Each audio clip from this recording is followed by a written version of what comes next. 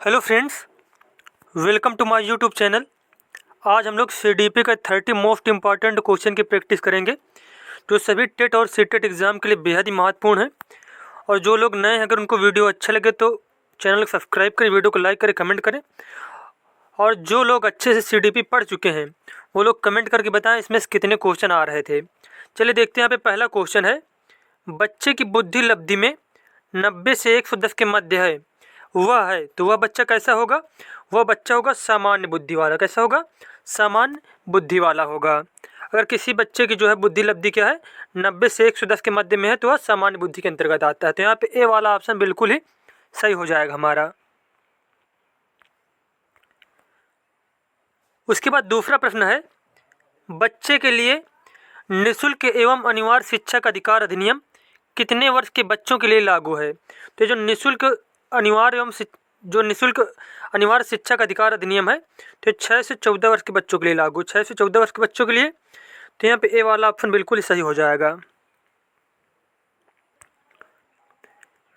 उसके बाद तीसरा प्रश्न है यहाँ पे, एक बच्चे की वृद्धि और विकास के अध्ययन की सर्वाधिक अच्छी विधि कौन सी है?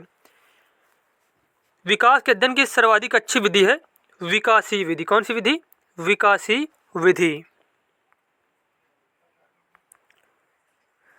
उसके बाद चौथा क्वेश्चन यहाँ पे है,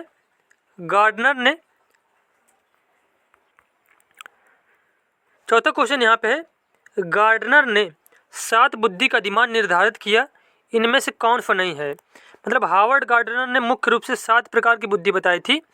तो वो जो 7 प्रकार की बुद्धि थी तो किसके बारे में नहीं बताया था?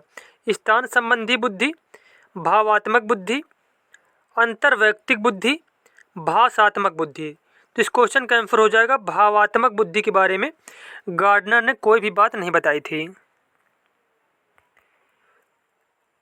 अगला प्रश्न यहाँ पे है, यदि एक बच्चे की मानसिक आयु 5 वर्ष है और वास्तविक आयु 4 वर्ष है तो बच्चे की बुद्धि लब्धि होगी। तो देखो, बुद्धि लब्धि का जो फार्मूला होता है वह होता है मानसिक आयु बटे वास्तविक आयु गुणे 100। ये फार्मूला होता है।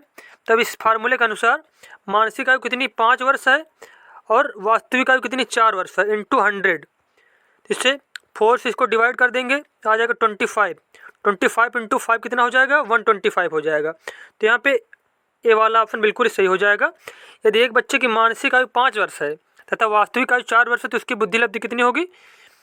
125 होगी। तो ये वाला जो फार्मूला है मानसिक आयु बटे वास्तविक आयु गुणे 100, ये आपको याद रखना, बहुत बार पूछा गया पेपर में ये।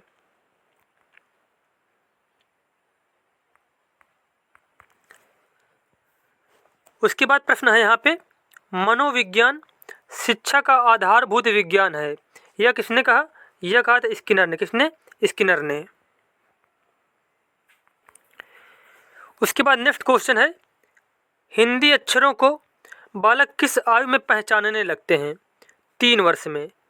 3 वर्ष में। अगला क्वेश्चन यहाँ पे एलेक्सिया है। एलेक्सिया क्या है? पढ़ने की क्षमता जो होती है एलेक्सिया कहलाती है। अगला क्वेश्चन यहाँ पे 9 नंबर क्वेश्चन है, पियाजे की औपचारिक संक्रियात्मक अवस्था किस आयु अवधि तक मानी जाती है? तो जो पियाजे की औपचारिक संक्रियात्मक अवस्था या फिर इसी को कहते हैं अमूर्त संक्रियात्मक अवस्था, तो इसकी एज मानी जाती है 11 से 15 वर्ष के बीच में। 11 से 15 वर्ष के बीच में। और यहाँ पे जो 0 से 2 वर्ष होती है ये होती है संवेदी गामक अवस्था, संवेदी गामक। और उसके बाद 2 से 7 वर्ष होती है पूर्व संक्रियात्मक अवस्था। उसके बाद 7 से 11 वर्ष की जो होती है वो होती है मूर्त संक्रियात्मक अवस्था। और जो 11 से 15 वर्ष की होती है ये होती है अमूर्त संक्रियात्मक अवस्था। तो इन सभी अवस्थाओं का क्रम और एज आपको बहुत अच्छे तरीके से याद रखना है। और एक पॉइंट और नोट कर लीजिए, तो पियाजे थे किस देश के मनोवैज्ञानिक थे? तो स्विट्जरलैंड के थे। कहाँ के? स्विट्जरलैंड के मनोवैज्ञानिक थे। और किस पर प्रयोग किया था इन्होंने? अपने ही बच्चों पर प्रयोग किया था। अपने ही बच्चों पर प्रयोग किया था। और कौन सिद्धांत दिया था? पियाजे ने दिया था संज्ञानात्मक विकास का सिद्धांत। संज्ञानात्मक विकास का सिद्धांत। और उसके बाद एक पॉइंट और याद रखना है, पियाजे ने जो नैतिक विकास बताया थे उसके कितने चरण बताए थे? तो नैतिक विकास के 2 चरण बताए थे, 2 चरण। और वहीं पे कोहलबर्ग ने कितने बताए थे? तो 3 अवस्थाएं, 3 अवस्था और 6 चरण बताए थे कोहलबर्ग ने। तो ये सारे पॉइंट आप लोगों को याद रखने हैं। अगला क्वेश्चन है, गर्भ में बालक को विकसित होने में कितने दिन लगते हैं?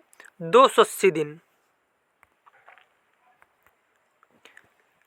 उसके बाद प्रश्न है, किस मनोवैज्ञानिक ने अपने 3 वर्षीय पुत्र का अध्ययन किया? 3 वर्षीय पुत्र का अध्ययन किसने किया था? पेस्टोलॉजी। किसने? पेस्टोलॉजी ने। उसके बाद क्वेश्चन है, बालक का विकास होता है, बालक का विकास जो होता है सिर से पैर की ओर होता है और इस सिद्धांत को कहते हैं सिरोपुच्छ सिद्धांत। सिरोपुच्छ सिद्धांत। अब क्वेश्चन ये पूछ लिया जाए कि सिरोपुच्छ सिद्धांत के अंतर्गत बच्चे का विकास कैसे होता है? तो सिर से पैर की ओर होता है। अब यहाँ पे नेक्स्ट क्वेश्चन है, विकास के संबंध में गलत कथन है, विशिष्ट से सामान्य की ओर सार्वभौमिक प्रक्रिया है, दिशा सिर से पैर की ओर होती है, वर्तुलाकार गति में विकास होता है। तो यहाँ जो ए वाला ऑप्शन यही बिल्कुल गलत दिया गया है, क्योंकि विकास जो होता है वो सामान्य से विशिष्ट की ओर होता है, न कि विशिष्ट से सामान्य की ओर।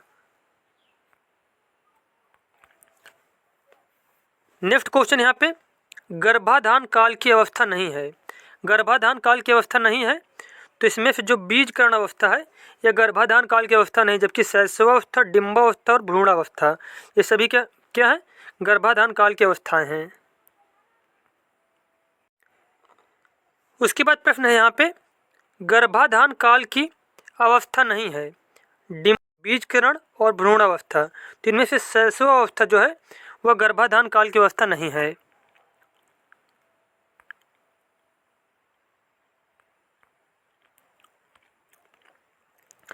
अगला प्रश्न यहाँ पे है, मानव जीवन की मनोभौतिक एकता कहलाती है, मानव जीवन की मनोभौतिक एकता कहलाती है मन तथा शरीर का विकास, मन तथा शरीर का विकास। उसके बाद अगला क्वेश्चन है, गर्भ में सर्वप्रथम निर्माण होता है, गर्भ में सर्वप्रथम निर्माण होता है सिर का, किसका? सिर का निर्माण होता है। नेक्स्ट क्वेश्चन, जन्म के समय शिशु में कितनी हड्डियां होती हैं? जन्म के समय शिशु में कितनी हड्डियां होती हैं? 270 हड्डियां होती हैं।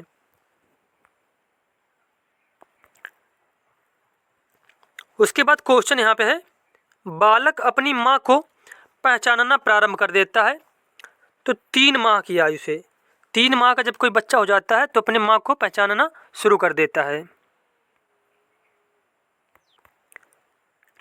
नेक्स्ट क्वेश्चन यहाँ पे है, बालक के जन्म के समय शिशु के मस्तिष्क का भार होता है, बालक के जन्म के समय शिशु के मस्तिष्क का भार होता है 350 ग्राम, 350 ग्राम।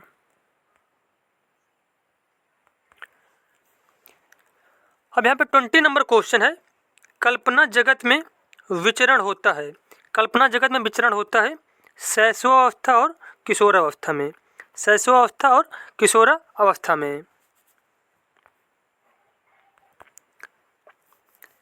अगला प्रश्न यहाँ पे है, बालक मुख्य रंगों की पहचान कर लेता है, मतलब रंगों के बारे में पहचान कितनी उम्र में करने लगता है? 5 वर्ष की उम्र में, 5 वर्ष की उम्र में।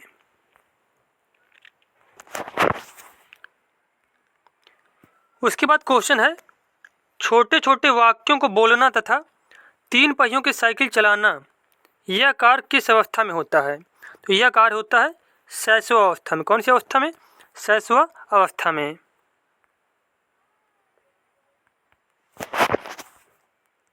उसके बाद क्वेश्चन यहाँ पे है, निम्न में से किस घटना की ओर बालक सर्वप्रथम आकर्षित होना प्रारंभ करता है?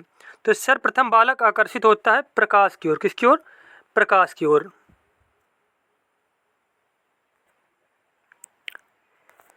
अगला प्रश्न यहाँ पे, बालक की जिज्ञासा को किया जाना चाहिए, क्या किया जाना चाहिए? शांत किया जाना चाहिए।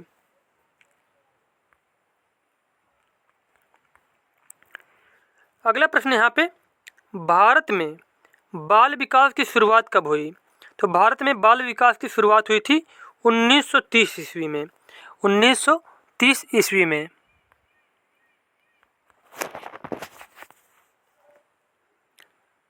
अब यहाँ पे क्वेश्चन दिया गया है, किशोर अवस्था में सामाजिक विकास पर जिसका प्रभाव नहीं पड़ता है वह निम्न में से कौन सी है?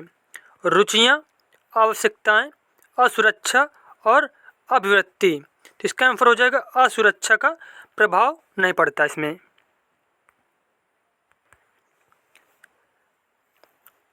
उसके बाद 27 नंबर क्वेश्चन, किशोर अवस्था में चरित्र निर्माण से जो अवस्था संबंधित है वह निम्न में से कौन सी है? वह है आधारहीन आत्मचेतना अवस्था। आधारहीन आत्मचेतना अवस्था।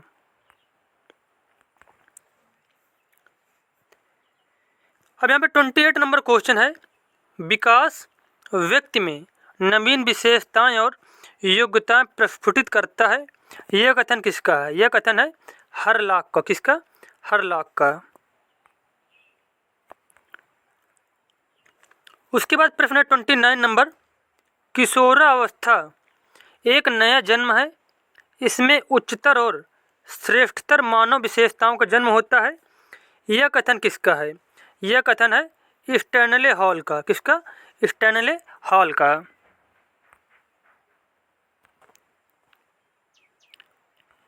अब यहाँ पे 30 नंबर और लास्ट क्वेश्चन पूछा गया आपसे, किशोरावस्था आदर्शों की अवस्था है, सिद्धांतों के निर्माण की अवस्था है, साथ ही जीवन का सामान्य समायोजन है, यह परिभाषा देने वाले हैं।